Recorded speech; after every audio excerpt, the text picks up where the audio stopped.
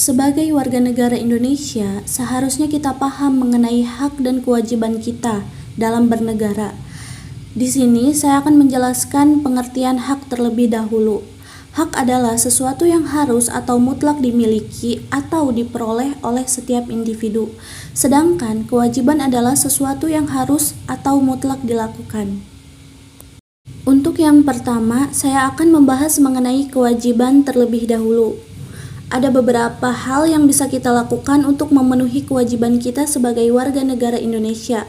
Di antaranya yaitu menjaga kerukunan, mematuhi hukum, membayar pajak, serta menjaga keamanan di lingkungan tempat tinggal menjadi salah satu cara yang bisa kita lakukan untuk ikut serta dalam usaha pertahanan negara. Selanjutnya yaitu pembahasan mengenai hak kita sebagai warga negara Indonesia. Ada banyak sekali macam-macam hak dan kewajiban yang sudah tercantum dalam undang-undang. Dan yang akan saya bahas adalah hak mengenai politik hukum kebebasan berpendapat.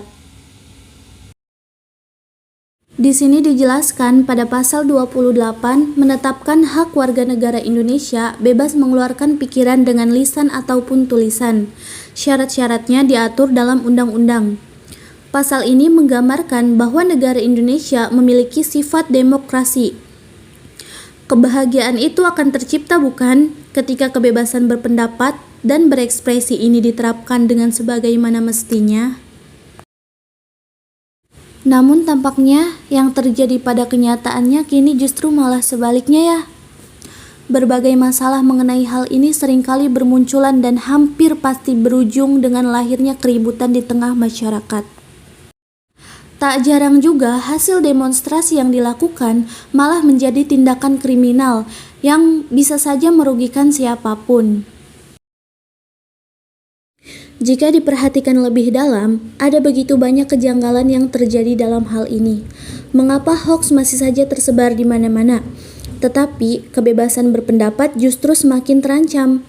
Mengapa berbagai peraturan yang ditunjukkan untuk melindungi masyarakat dalam berekspresi justru berbalik menyerang dan mengintimidasi? Seakan jika siapapun berani berpendapat kritis sekali saja, ia harus segera bersiap menerima ganjarannya.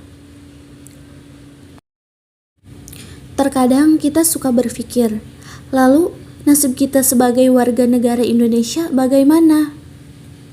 Namun sejauh ini, informasi yang saya ketahui tentang kebebasan berpendapat bahwa SNP atau Standar Norma Pengaturan Hak atas Kebebasan Berpendapat dan Berekspresi bisa menjadi acuan dalam proses revisi UU ITE.